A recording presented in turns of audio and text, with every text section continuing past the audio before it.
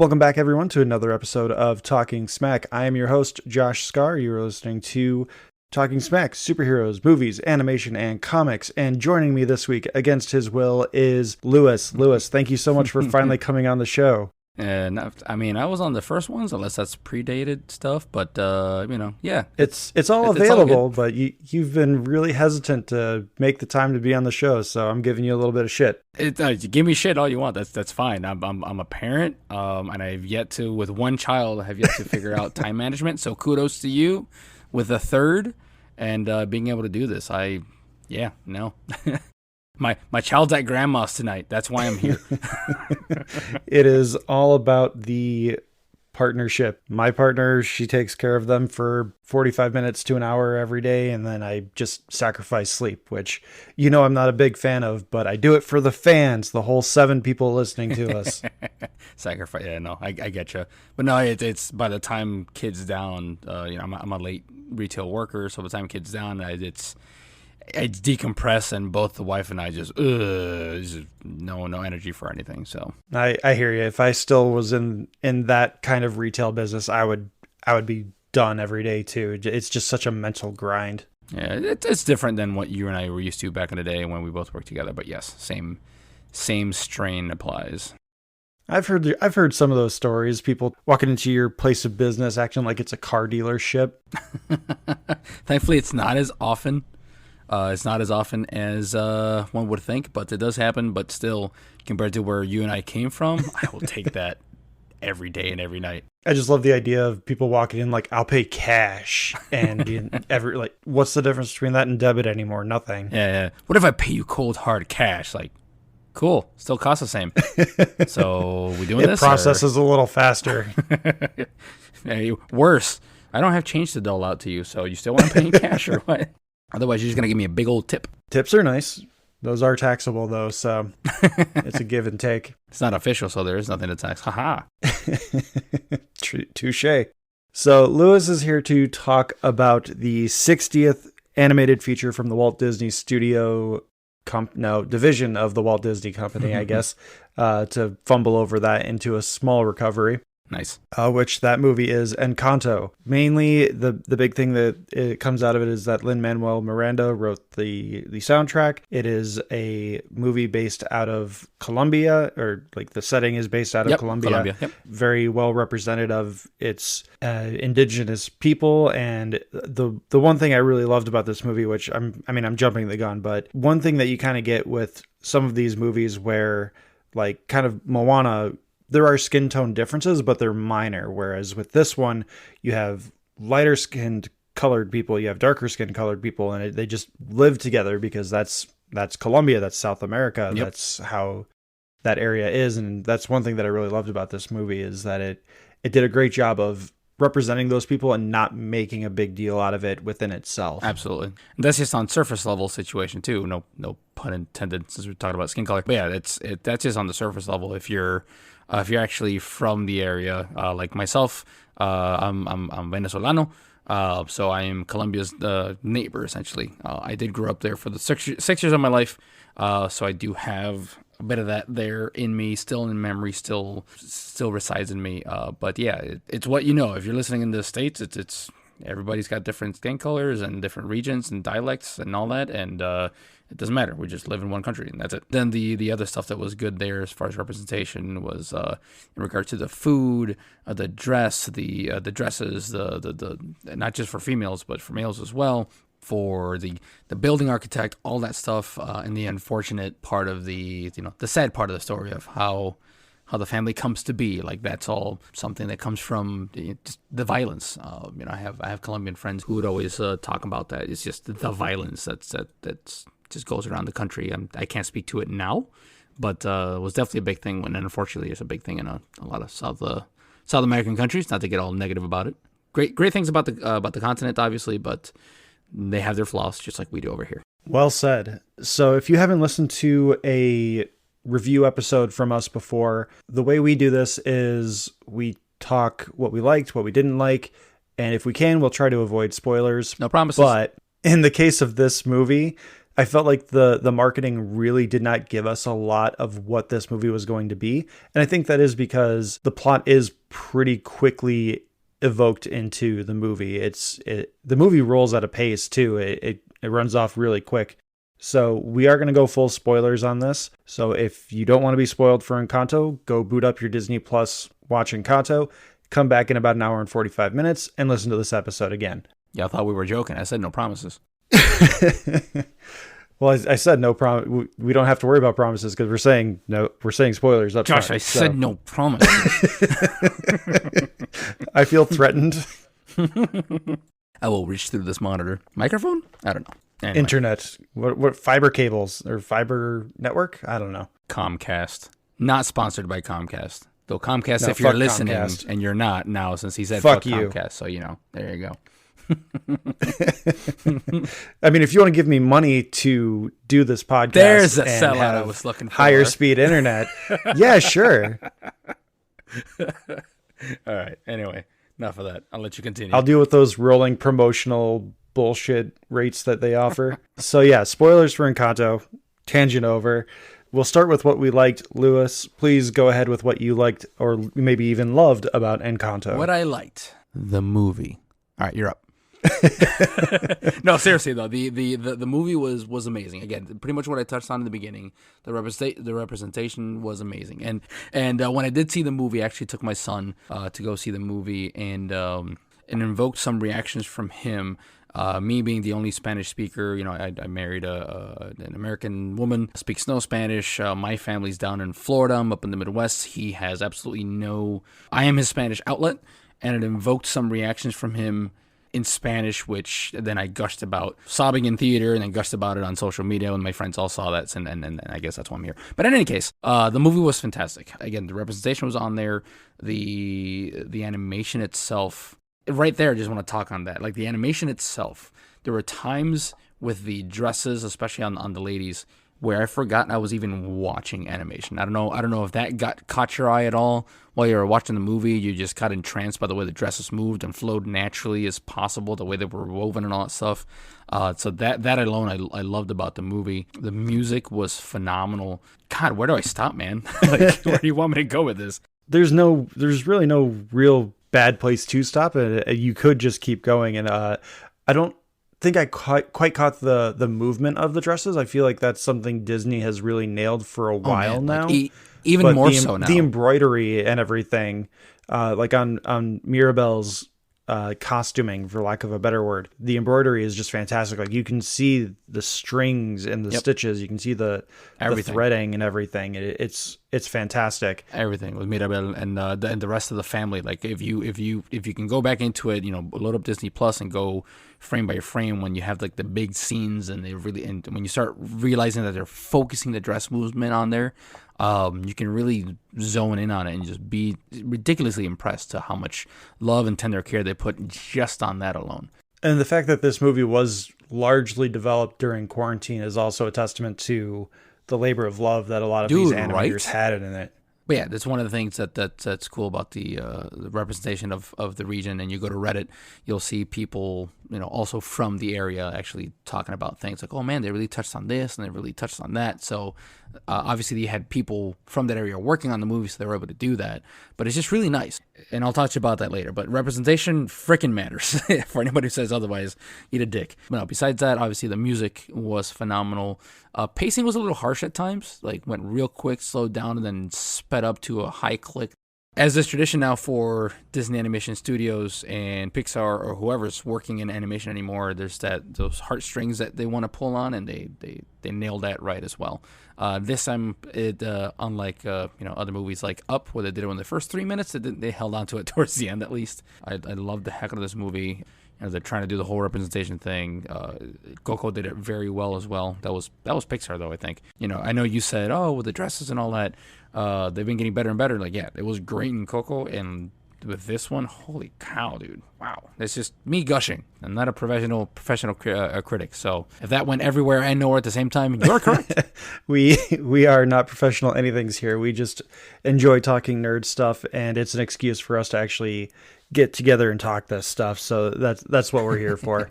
So like, yeah, I mean, I'm as white as the snow on the ground. True story. Just a little hairier. True story. But I mean, I agree 100%. I have nieces and nephews who are half Latino and or Latinx, I guess would be the proper term. I won't get into that, but I respect it, but I understand that that's supposed to be the proper term, so I want to try and use it. You're good. That kind of representation for them, I really appreciate. They're older now, so maybe they don't care.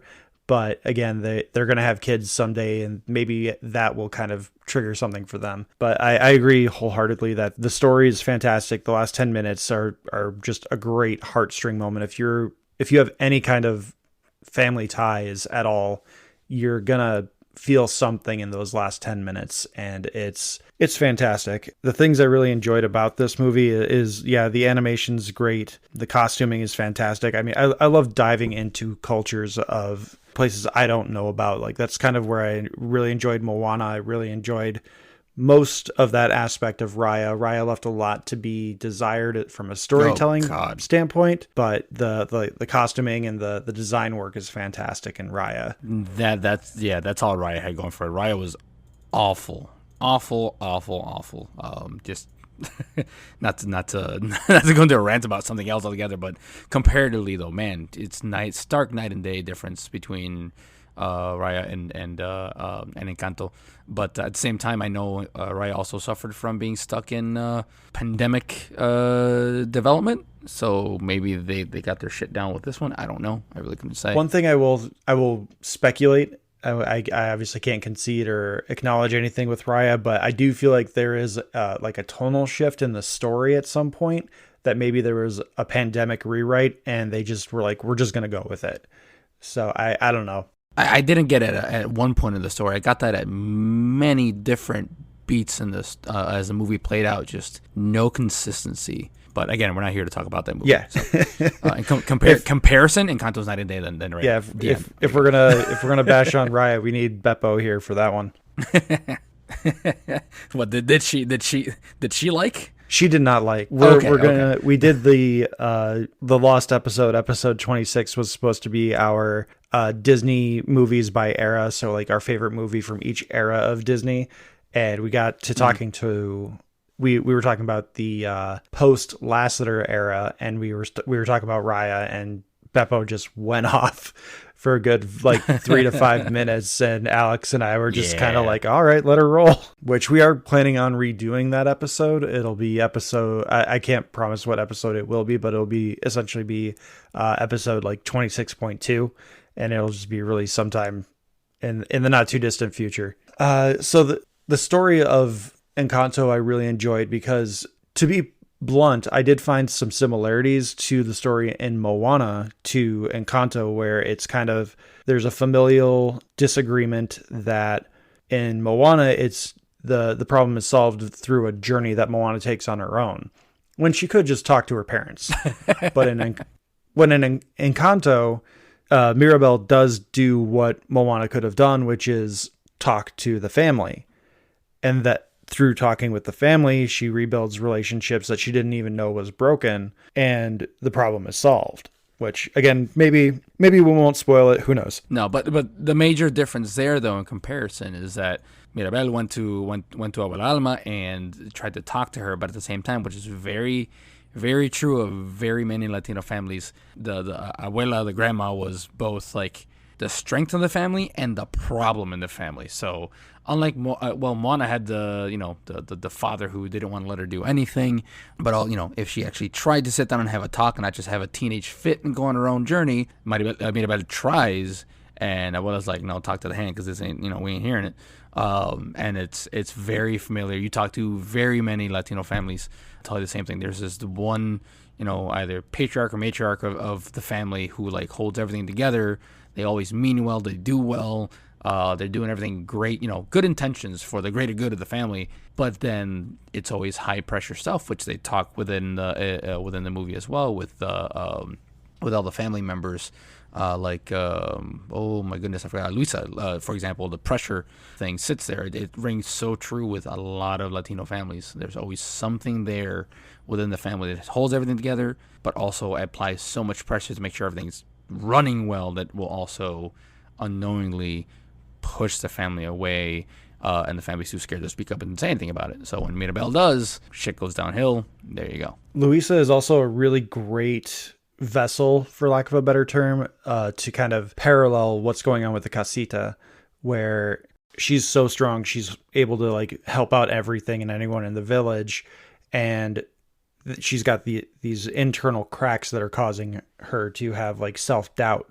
And the casita's not having any self-doubts, but because of the familial internal issues, it's causing the casita to crumble. And she is a really good external metaphor for what is happening, but obviously she can only do so much as far as like what is happening. And to the uninitiated, La Casita, that's the house. It's literally translates to the little house, which there's.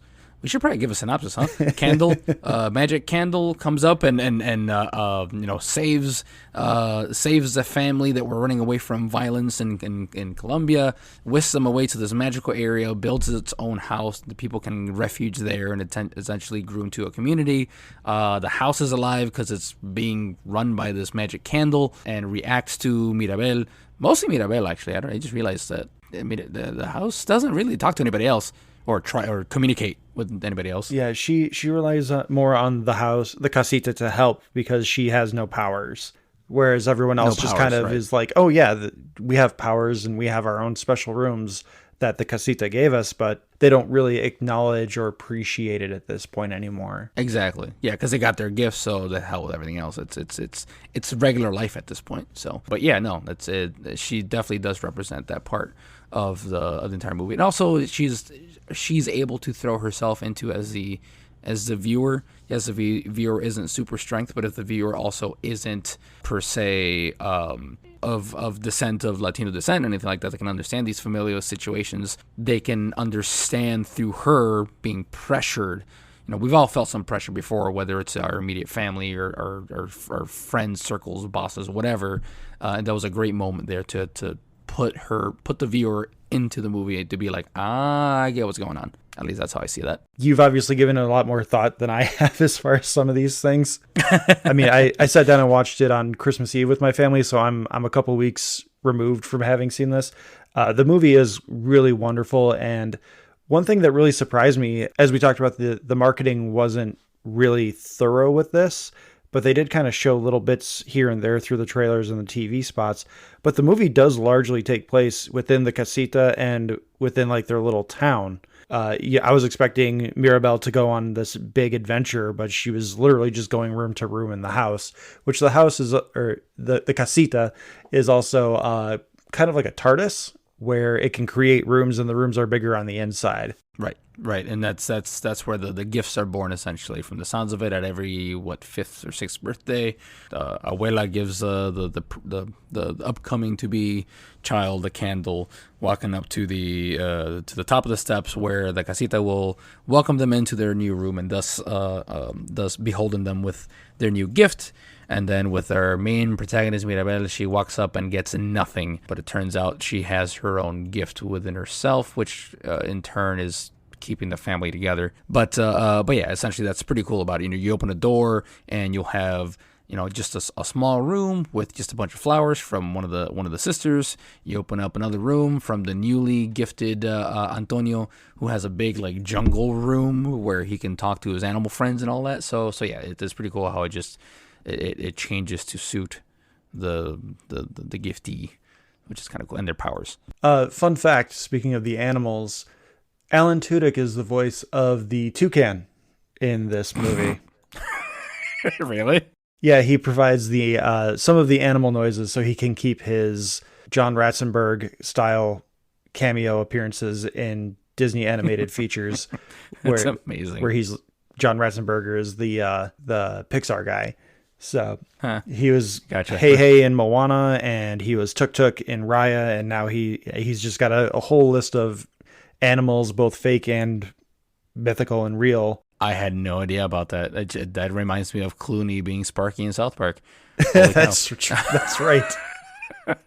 Bringing up a 30-year reference, or almost 30 years. Hey, man. I eventually landed him the doctor role in the movie, so, I really love South Park that much. That Clooney guy, that South Park did so much for him.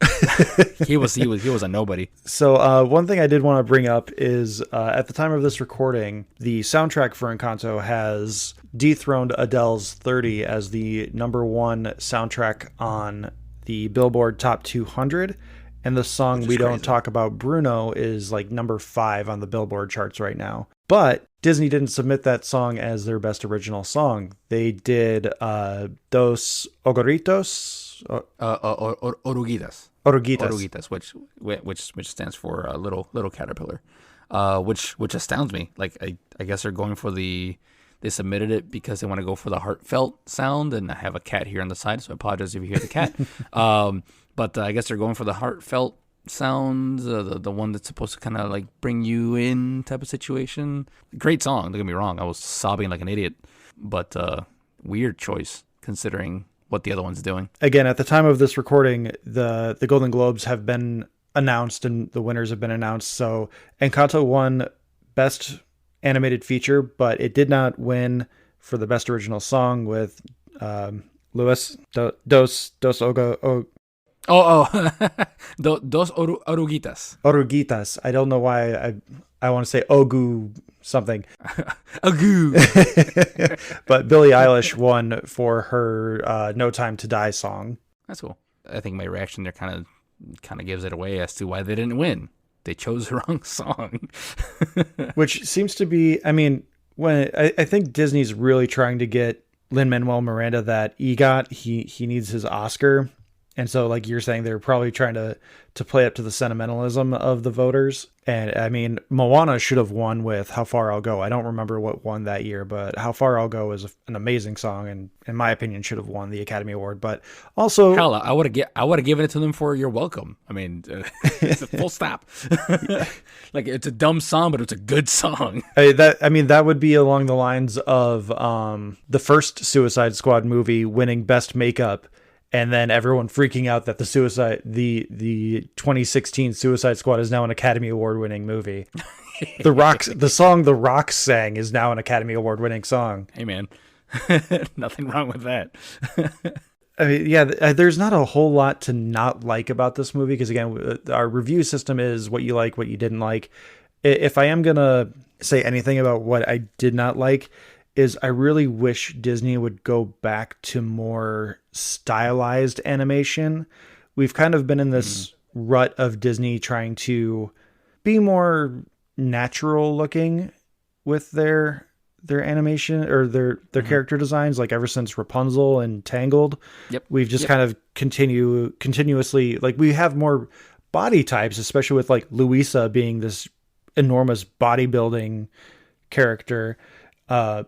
And then you've got is it Felix is the uncle that married into the family? Yes.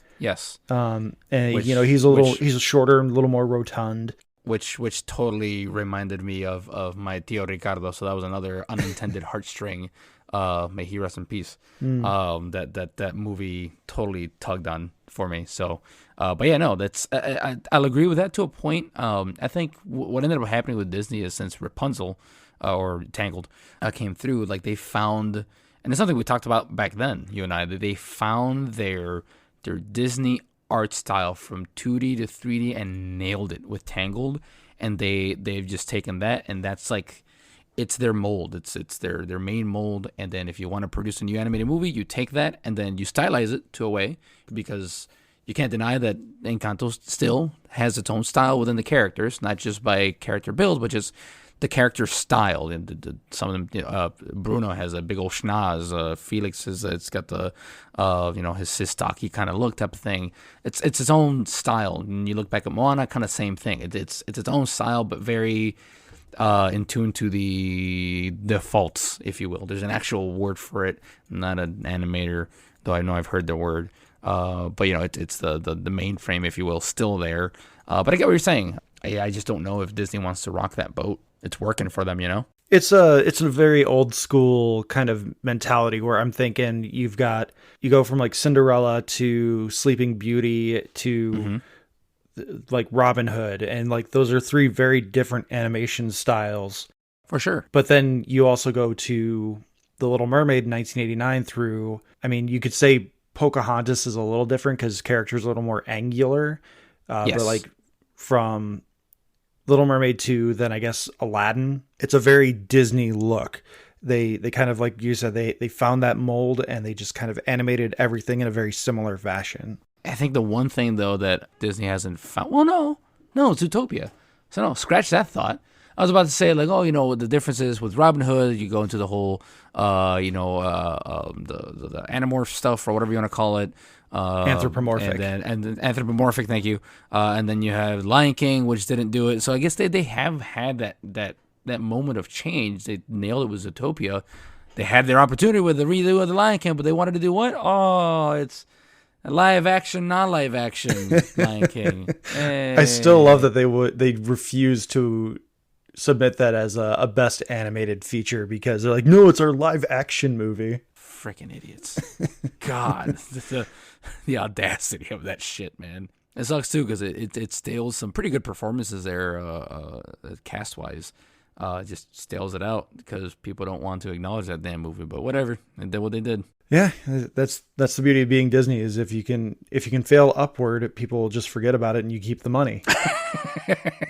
Yeah, that's a good way of putting it. Very sad way of putting it, but a good way of putting it. The other thing that for me, again, that I didn't necessarily, again, I don't want to say that I didn't like it because it's something that just kind of stuck out to me that I didn't take as like a great thing was the very Lin-Manuel Miranda-ness of the songs. Which, I mean, that's what people are paying, if they're paying money at all to go see this. That's what people are there for the songs, at least, is if you know that Lin-Manuel Miranda's there, you're there to hear Lin-Manuel Miranda songs. You're not going to a Neil Diamond concert and you're going to ask him to play Green Day or something, Full disclosure, I had no fucking clue he wrote any of the songs. I'm not that kind of nerd that's fully invested into the ins and outs, who wrote it, whatever. Once I learn, I kind of like learn it and then forever goes into my brain compartment and I can pull that information if need be. But I don't go looking for who wrote, who sang, who composed on anything from movies to TV shows to comic books. If I hear about it and it's some dude who's egregious, like the creator of Earthworm Jim is a total douchebag.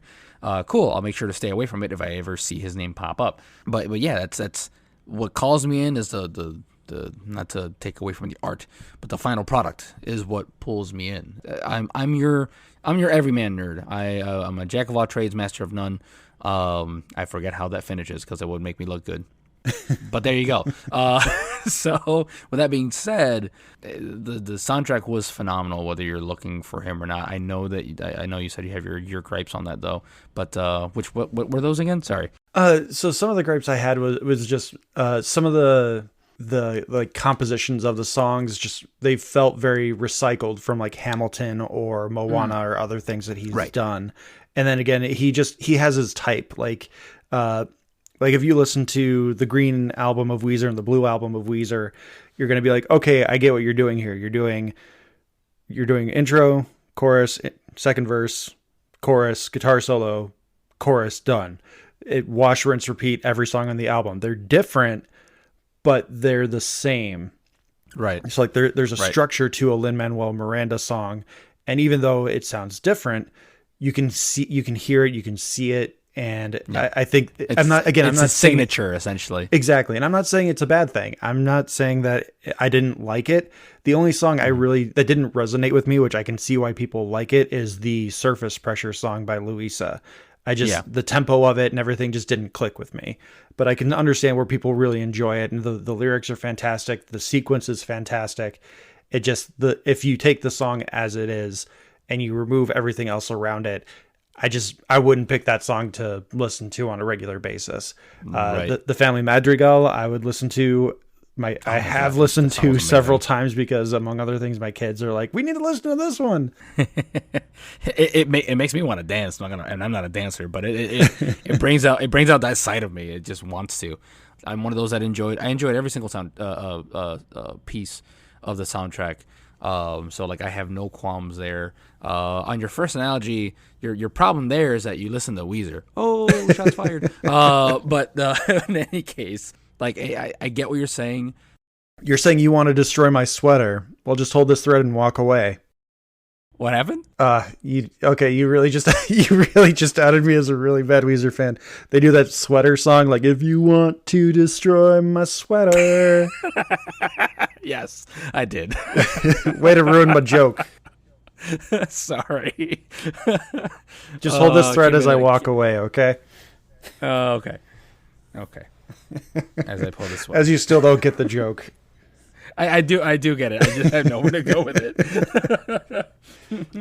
Those are the best jokes, the ones you can't run with. Nah, no. But I pull the thread as I pull the sweater or whatever the fuck. I hate Weezer so much. I'm sorry. Nope, it's absolutely fine. I again grew up. I was teen when they were big, so they kind of just became a big thing in my circle of people that I knew, and so I know a bunch of their songs. No, that's good. It's in your timeline. That's that. For my timeline was Green Day with Dookie. So, but blah, blah, blah, blah. Music and Encanto.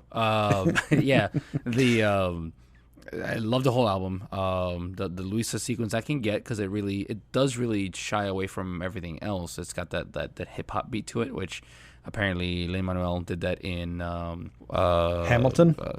Hamilton, thank you. I don't know why I keep forgetting the damn name. It's because you haven't seen it yet. Again, it's fantastic. I haven't seen it yet. Exactly. Yes, I haven't seen it yet, but I can see why. Like it takes away from everything else. But like it was still, the sequence was amazing. My main gripe with the movie, like I said, I think would be the pacing. It wants to do so much in 90 minutes or so. There's a lot of jumping around. Like the main one, for example, is getting to Bruno's room. Like nice long sequence, getting there, build up. Oh my God, great, cool. You get to see him on the inside. He says "sana sana culito de rana," which is a very big like South American thing for when you get hurt and you want to make sure. Sorry, I'm gonna go into rant on that. But it was awesome. Again, representation matters. And then that was a long sequence. And then all of a sudden, cool, the first thing you have to do is, you have to make amends or hug it out with your sister. And that was boom in, boom out, done. Like 3 minutes, that sequence. Like, what just happened? Yeah, it was literally just an excuse to get a song out. It was just really strange. Yeah. Like, so the pacing was really off for me. Not by much, but it was off at times. Besides that, that's really my only complaint about it. I didn't see any disconnects really much anywhere. There's a lot of little things that if you go back and see it, which I know I haven't, but I'm on the internet. I'm a nerd, so I get on Reddit and see other people's opinions and the stuff that they found. Like when they're I don't know if you saw this, when they're singing about Bruno. You want to talk about Bruno? He's up there in the rafters somewhere in Casita, kind of hopping up and down to the beat. That's him. Like he's there, because he's in the walls. He wants to stay away from the family, but he's always watching. He wants to be a part of the family because he loves his family. What was the other one? God, there was another big one. I was like, oh snap, that's right, I did see that. But I forget what it was. But yeah, there's lots of little attention to details like that I loved about the damn movie. Even if you didn't catch it on your first go, like you knew subliminally that it was there based on how they built and put everything together. So yeah, just all love for the movie. Pacing was on some portions. The heartstring moment was a bit forced, but it worked, so I can't take anything away from that. So yeah, that's my likes and dislikes. The movie. So again, call back. I was right from the get-go. Ha! I like the movie. Go watch it. Yeah, the Bruno twist I think was a bit telegraphed. I don't know if they were intentionally overplaying his sinisterness in the song, but the minute they started having all these songs about Bruno being just the worst and reveling in his fortune telling being awful, I was like, oh, so he's going to be misunderstood. Everyone's going to think that he's manipulating circumstances into these awful futures. when he's just reading the future. It's not like he's intentionally making these futures happen. Yeah, I personally didn't make that connection. But I know when she found the secret hole that led to his room, his second room, I should say, his hidden room. As soon as I saw that, I'm like, oh, we're gonna see Bruno. The minute he started running away from her, it's like, oh, he's misunderstood. Like so yeah, it was kind of telegraphed to me, not from beforehand, from everything you talked about, but then as soon as he started explaining more of who he was and his character and what he's capable of, that's when it really like ding. That was the moment. Call me slow, because it's true. But yeah, no, I see where the telegraph thing comes in. I definitely didn't sense it that early, but once they started throwing it at it, like, oh, here we go. He's not a bad guy. Yeah, Ralph. Whenever I say that now, you're not a bad guy. You're just a bad guy. So yeah, the Bruno thing I did want to touch on really quick. Bruno, voiced by John Leguizamo of all people. His stuff is heartbreaking because, yeah, like you were saying earlier, he really wants to be part of the family. And I'm going to have to go back and watch at least the We Don't Talk About Bruno sequence before I go to bed here. I'll find it. Because, yeah, I want to keep a weathered eye and see if I can't find him back there. His whole thing is heartbreaking, too, because you can kind of see that Mirabel could end up like Bruno, where she's kind of outcast from the family, despite how badly she wants to be a part of it. And she has nowhere to go, so she would just end up living in the casita in secret, essentially. Yep. When he has that one plate on the other side of the peephole outside of the dinner table, that was just heartbreaking. That hurt. Yeah, man. You're like, oh no, Bruno, come here for a hug, man. Bruno, you can sit at my table, it's fine. Right, man. Oh, that was heartbreaking when I saw that. So I think that'll kind of wrap it up for us, where it's late for us, or at least it's late for me. I don't know how late Lewis really stays up, but he's got no kid in the house, so maybe he'll play some video games or finally watch Hamilton. Who knows? No, it's Guardians of the Galaxy time, man. That game's amazing. Go play that too. Let me borrow your copy when I can, and I'll Sure. play it. I'm still trying to play through Halo Breath of the Wild. I can't. Every time I pull it up, it's like 11:30 at night. It's like, I don't want to get wrapped up in a campaign and go to sleep at 1 a.m. So multiplayer, die for 30 minutes and go to bed. I can't do multiplayer games like that anymore. I am beyond that. Not in the sense of like I'm better than it. I just can't handle it anymore. I just would get too frustrated, and I don't want to be that way in front of my kids. That's expected. That's expected. So yeah, you're probably doing good there. It's for after bedtime, man. So you're gonna have to find yourself 45 minutes after. Just find the strength to stay awake and have at it. No, I don't have that kind of strength. I need my sleep. You never have, man. You've always been a grandpa for sleep. I've been an old man since I was like 26. I prefer my sleep. Have.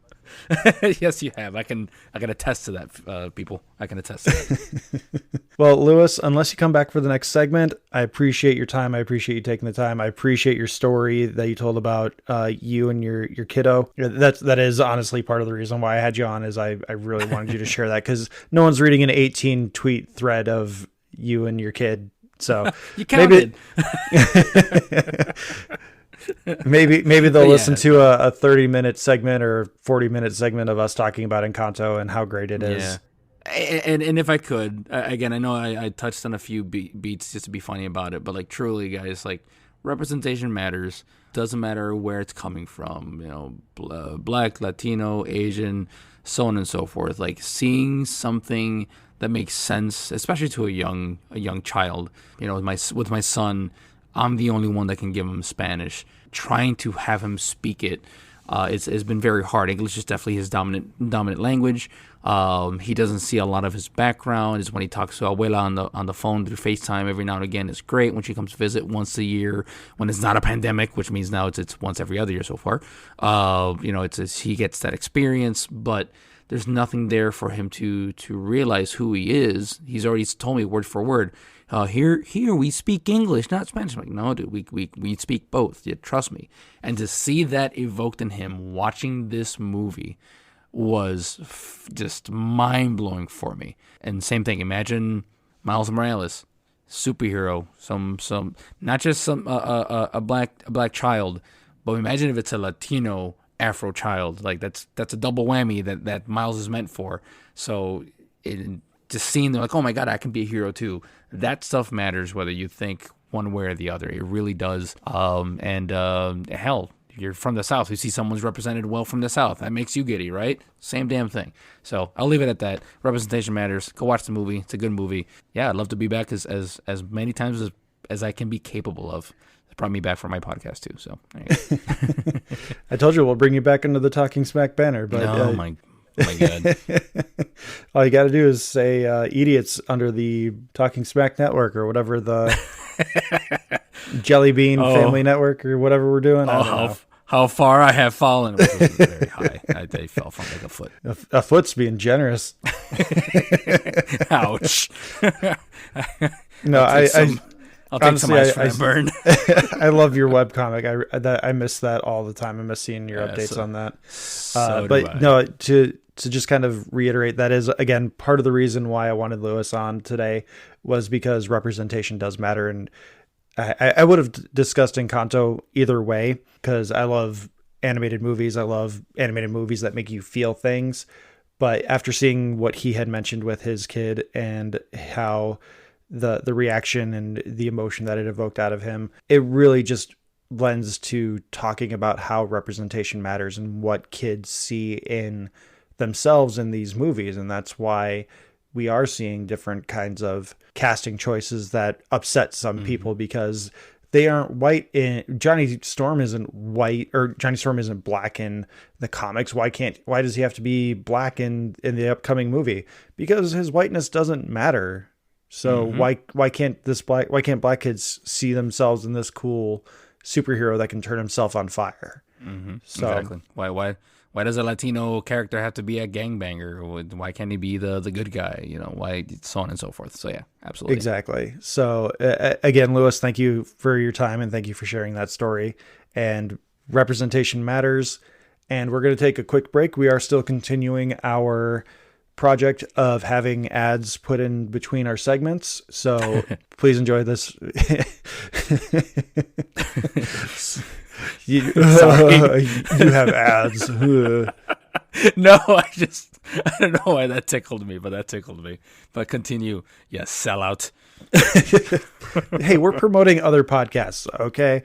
We're not selling out. I'm not getting paid for this. This is a legit like project that we're doing to kind of boost each other up. I retract my guffaw. Carry on. Thank you. Feel bad about this when you go to bed, Lewis. So we'll be right back on the other side of this break. The Cult-Worthy Podcast. Your host, Antonio Palacios, will guide you week by week through a bevy of cult favorites, obscure cinema, and hidden gems. Listen to us on your favorite platforms or follow us on thecultworthy.com. The Cult-Worthy Podcast.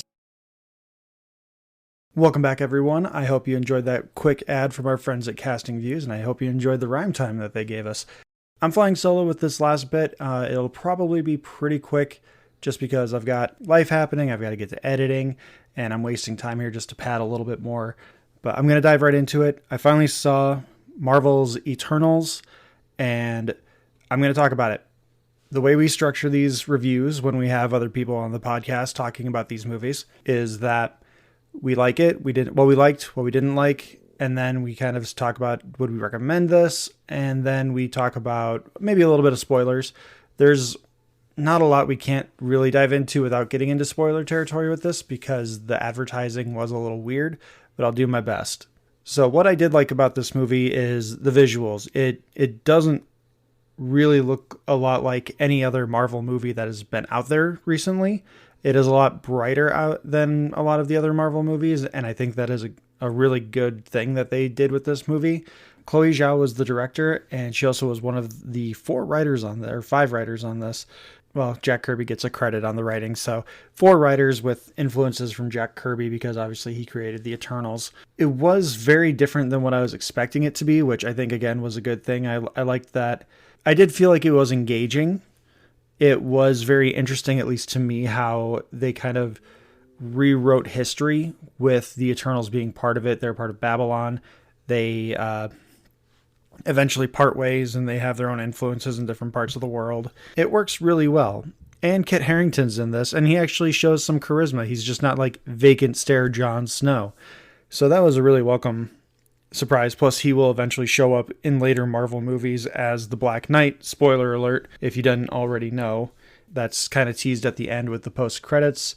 I don't think it's a big spoiler because you don't really see anything. It's just more that anyone who doesn't know the character of Dane Whitman will just kind of be surprised that, oh, hey, they cast a somewhat big name star to be in this upcoming series, or at least team up series, because I don't know that the Black Knight can carry his own movie, but Marvel has done stranger things. So back to Eternals. So the ensemble just really stands out to me. Half the cast really just kind of plays really well, for me anyway. For other people, maybe it does a little less. Your main cast consists of Madong Sak as Gilgamesh, Barry. I'm pretty sure he's Scottish, and I apologize if you hear screaming. My kids are playing right now, and again, I'm trying to get this done quickly. Pretty sure he's Scottish, and the Gaelic pronunciation is different, but it's looks like it's spelled Keoghan. Maybe that is. Barry Keoghan is Scottish, or not Scottish. He's Druid. Then you've got Lauren Ridloff as Makari, Brian Tyree Henry as Fastos, Leah McHugh as Sprite, Kumail Nanjiani as Kingo, Selma Hayek as Ajak, Angelina Jolie as Thena, Richard Madden as Icarus, and Gemma Chan as Cersei. For me, the standouts of the cast are, and this is probably completely intentional because of what happens with him. Gilgamesh stands out. You've got Makari, who stands out, which again, probably intentional given that she signs as the actress who portrays her is deaf. Fastos, which again, probably intentional because he actually is Marvel's first openly gay character. And then you also have Kingo, played by Kumail Nanjiani, which it's Kumail Nanjiani. You're going to get some charisma coming from there. Everyone else just kind of seems to exist to be part of the family. There's not a lot of standout characters among the primary focus group, being Cersei, Icarus. To me, Thena, again, her arc is very single beat. It doesn't resonate with me too much. And then Ajak as the maternal surrogate mother character just kind of exists to push the plot forward and kind of call on her kids to do better, essentially. The movie kind of bounces back and forth between what happened in the past and how they influenced human development and what's happening in the modern day and the primary conflict that's driving them towards saving the world. Again, not going to get into spoilers as to any of that. All of that works really well for me. I like the flow of the movie. It does feel a little long at points, but I don't think it ever gets boring. That's for me. I know there's a big mix of reviews from people for this. And for me, I really enjoyed it because I have no prior knowledge of the Eternals other than like 4 or 5 comics that I read that were on Marvel Unlimited at the time before I watched this. And so I had a basic understanding of what the Eternals are, but it's also the MCU. So they're going to change things up a little bit to keep it fresh and keep people on their toes. And then another thing I really liked about this was just the character design of everything. You had the Eternals, who their super suits, whatever you want to call them, they all looked great. They looked really cool. They looked alien. They didn't look like the standard MCU fare. The Deviants, which they're supposed to be these like grotesque, ugly things, I thought they looked kind of beautiful. Honestly, it was really strange. I didn't really like it when they were killed, which minor spoilers. I think that's somewhat intentional because they're misunderstood beings to an extent. Overall, I thought the movie was pretty solid Marvel stuff. It wasn't terrible. I can see where some people think nothing happens. It's a long movie that just deals with a lot of backstory and lore. But if you're kind of like me, where you find that stuff interesting, I'm finding out about this for the first time. So I find it a lot more interesting learning about these new characters. I will say that the movie does not do a great job of making me actually care about them. So that is a flaw because, again, for anyone that doesn't know, the Eternals are extraterrestrial beings created by Celestials to help advance societies to a certain point of existence. And then from there, they kind of just do their thing. one of the things, especially in the comics, from what I've read, is once an Eternal dies, they're kind of like a Cylon or a robot or something. The replicant Cylons from the newer Battlestar Galactica, where one dies, another one activates, or like they exist independently of each other. I'm not quite sure. I don't remember. I haven't seen Battlestar Galactica in a while. The idea is that they're called Eternals because in one way or another, they continue to survive and their memories are like constantly uploaded. So if like say Cersei dies, her memory is uploaded to a hive mind database, essentially, that a Celestial controls. And if the Celestial so chooses, it can upload those memories into the next Cersei Eternal model or whatever you want to call it. The movie doesn't actually get into these sort of things, but it's something that if you're aware of in the comics, it kind of removes the threat of, or the suspense of death or anything like that. But the movie also doesn't really give you any clear answers on what's happening next with, or what happens if they die, when they die. I'll touch on it a little bit. There's not a lot to really not like about this, unless you really want to get nitpicky, which I've only seen the movie once. I can't get too nitpicky on it. I didn't care for the character of Druig. He seemed a bit too wishy-washy. Like one minute he is like, yeah, I'm all in on this plan. And then the next minute he's just like, no, I hate humanity and this is dumb, you're dumb. And his accent really was odd because, again, I'm pretty sure he's like Scottish. And so there's some like accent coming through, but sometimes it doesn't. But it only comes through on certain words, so it's really strange. But to dive into spoilers, the movie makes a really weird decision to follow the plot loosely of the fifth Transformers movie, to my understanding. I haven't seen it, which is on one of my live tweet agendas. Essentially, the Earth is a giant egg for a Celestial, and the Eternals are there to get rid of the deviants so that humanity can advance to a certain point of intelligence, because the way a Celestial grows is not through the warmth of a core planet or anything like that. Or absorbing like the nutrients from vegetation. It's through like psychic ability, I guess.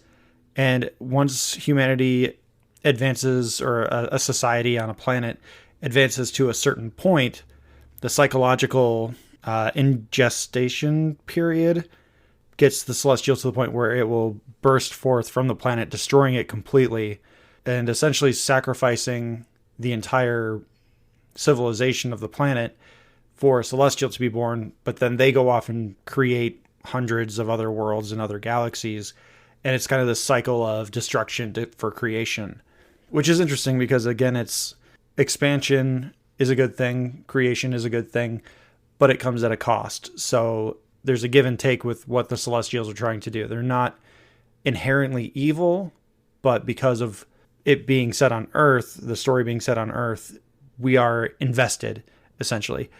So from what I understand about the fifth Transformers movie, Unicron is inside Earth, or Earth is Unicron, something like that. And so at the end of the movie, there's some giant horns sticking out of the Earth, and it's dumb. Essentially, not Unicron, just the concept of the fifth movie. So this kind of borrows from it, but instead of being a planet-sized, it's bigger than a planet, but I don't know. It was really strange. It did kind of take me out of it a bit, especially once you get to the emergence. But it is done pretty well, and I think the tease of the potential for Avengers Mountain, which, if you don't know what that is, in the comics, Avengers Mountain is a hollowed out Celestial that the Avengers found, and they create a new Avengers Tower or Avengers Mansion essentially inside this dead Celestial, which, again, we're in spoilers, so the Celestial is killed by the end of this movie. I don't think that's the most interesting conflict of this story, because there's like a weird three-pronged finale of the Crow, the head deviant that evolves into this sentient being that basically is just there to kill the Eternals because it's a way to get back at the Celestials.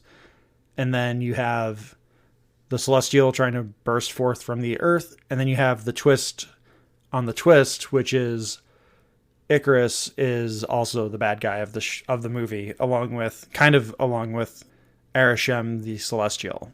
There are so many names in this movie. I'm surprised I'm doing so well at keeping this straight.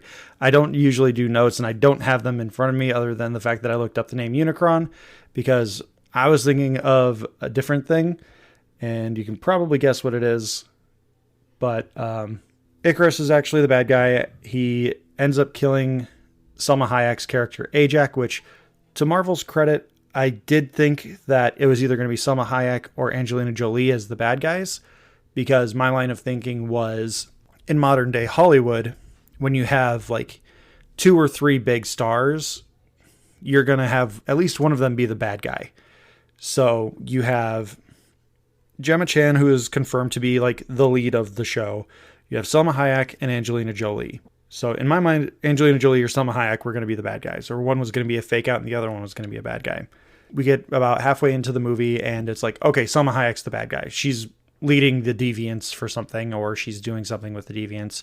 And to Marvel's credit, to Chloe Zhao's credit, they put the twist on it, and it's actually Richard Madden who is the bad guy. He's not working with the deviants, but he's loyal to the Celestials, so the plan to kill the newborn Celestial is something that he wants to follow through on because that's their mission, and because they're supposed to be loyal to the Eternals are supposed to be loyal to the Celestials. But humanity has kind of softened the hearts of the Eternals to a degree. They're basically alien robots. They don't, when the Celestial bursts forth, they just kind of hover onto the Celestial, get reset, and then they go off to the next planet to destroy, essentially, or to nurse until the planet can be destroyed. I really hope I'm kind of keeping a straight train of thought. Without a co-host, this is really hard. I don't know. Well, I mean, I know how YouTubers do it. And other people, they script things out. I'm not scripting it out. I'm flying by the seat of my pants here. The story and everything I thought was really good. And again, I thought that the presentation of the movie in general was really good. I can see where people don't like it. I reached out on Twitter, got a couple of reactions. Sorry again if you hear my dog barking. She's outside yelling at the garbage man. The Your Friendly Neighborhood Gamers podcast commented when I put the call out for thoughts on Eternals. This is something that I relate to, and having watched it, I want to kind of touch on it. They said, I feel like this may have, they said they have no desire to see it. They haven't seen it. They said, I feel like this may be an oversimplification. I'm a big Marvel and MCU fan and still have no desire to see it. Even before the meh reviews, the promotional materials didn't really grab me. And I 100% agree with that. This was probably my least anticipated Marvel movie ever. I had no prior knowledge of the Eternals before I decided to look them up on Marvel Unlimited, which there's like a scattered collection of them. They have rebooted the franchise in the comics, which I haven't read those yet. The promotional materials for this, I don't know if it was because they were hedging their bets against another delay due to the pandemic, but I completely understand what Your Friendly Neighborhood Gamers are saying here, because it's not a well-known property. The promotional materials were all pretty standard stuff as far as like being intentionally vague and not giving you enough to really get you excited. I don't think there is actually a lot in this movie to get up out of your seat and cheer like you would at an Avengers team up, or just like a Captain America, or in Black Widow where you get new characters like Yelena. There are some good characters in there. Again, Gil Gamesh really stands out to me as like one of the best characters in this movie. So I completely get it, but having watched it, I enjoyed it. I will say that. I'm not going to say that it's not a top 10 Marvel movie. Being the 26th, I would say it's probably right in that middle area. It could be in the bottom teens or upper teens for anyone that's seen this, depending on how they feel it represents them or how they connected to these characters. Our guy Caesar at the No on 15 podcast, he said, "Love how different it is compared to many of the other MCU films. The cinematography is top notch. The theme of loyalty is front and center in this one. Big fan of the flick for sure." Again, loyalty, it was really, that is the main theme, is family and loyalty and what will you choose, because the Eternals are a family. Even though they're scattered across the world, they come back together to try and solve this problem. And it is a matter of loyalty to family or a matter of loyalty to duty. And obviously loyalty to family and love kind of wins out. And it's really good. And there's some really funny moments in this movie too. And they aren't like out of place either. They flow really well. It's a really well written movie. It doesn't hit those action movie beats as hard as other movies might, like a Captain America or pretty much any other MCU movie. Those action beats are the main thing, where this is more about the story of the Eternals coming together and kind of doing what they do. to be vague about it again. The post-credits stuff, the first post-credits scene is the surviving Eternals go their separate ways. Some go out into space to try and find other Eternals to recruit them, essentially, and kind of let them know, like, hey, these Celestials are not as malevolent as we have been led to believe. You have memories that have been locked up by them, and you deserve to know the truth. And if you want to go with us, you can. If you can't, or if you don't want to, cool, we'll fight you some other day. And then Pip, the dwarf, I can't remember, shows up out of nowhere. And then so does Eros, played by Harry Styles, also known as Star Fox. Not Harry Styles, known as Star Fox. Eros, also known as Star Fox in the Marvel Comics. And very suave. He seems like he might be a Loki replacement. And if you know anything about Greek mythology, Eros is not to be trusted. So the fact that he swoops in is just very cavalier and just kind of like, I'm here to help you and save you and all this. It's very like, oh, intrigue. And it's very sequel baity, which is a good thing. I think this movie does deserve a sequel. We'll see if it does, even with the Eternals returning part at the end of the credits. Who knows what they actually do with a sequel. And then the second post-credits scene is one that apparently you have to go to like IMDb or deep Reddit to kind of get what happened here, where Kit Harington's character, Dane Whitman, he gets his family's sword because again, if you don't know, his uncle was the previous superhero known as the Black Knight. His powers come from this sword. I believe it's called the Ebony Blade. And when you touch it, it imbues you with the powers of the Black Knight, not to be confused with the Dark Knight. And you get these superpowers. Before he gets a chance to actually touch the blade, he gets interrupted and says, are you sure you really want to do that? And fade to black. So to just kind of cut to the chase, the mysterious voice, if you haven't already figured it out, or not figured it out, but like searched it out on your own, the mysterious voice that is in the subtitles is actually Blade, played by Mahershala Ali. Really interested to see where that goes, because why is Blade there to stop someone from becoming a superhero? And in the comics, Blade is actually British, but obviously they're playing it up to the Wesley Snipes version where he's American. Maybe they'll still say that his mom was British and he was raised in America. Who knows? But there's a lot of building going on in this movie, and there's a lot of building going on in the post-credits. And the movie still stands well enough on its own, too. I don't want to take anything away from the fact that this movie does stand well on its own. There is a lot of backstory, but I think it is necessary for this. So I would give this a must-see, with the caveat, not that we usually do caveats, you need to be prepared for like a Marvel history lesson from this movie. Not that you need to like go in and look up who Dane Whitman is and who all these other characters are and who the Celestials are. If you've been following the MCU, you kind of know who the Celestials are through the Guardians of the Galaxy movies. The movie does a good enough job where if you're familiar enough, or you can become familiar with the characters just through watching the movie. I really don't understand why it's getting so many bad reviews to the point where it's at like 48% critical review on Rotten Tomatoes. I know it's basically an approval rating, but 48% seems really low to me. I would have pegged this movie if it was more of like a 60 to low 70s kind of thing, because it is really trying to be something different, and I think it does it well. But apparently I'm kind of in a semi-majority of like 50% of people. But that's kind of my thoughts. I hope it made sense to you. Flying solo is not easy. I did want to take a quick second to shout out some reviews that we got from the F My Work Life podcast. They left us 5 stars on Apple Podcasts. If you like comics, movies, pop culture, then this is the pod for you. Josh and guests deep dive into a variety of topics that you just shouldn't miss. Alamo Doctor left a 5-star review saying, so I'm getting more immersed in fan culture. This crew breaks down all the coolest news as it comes out.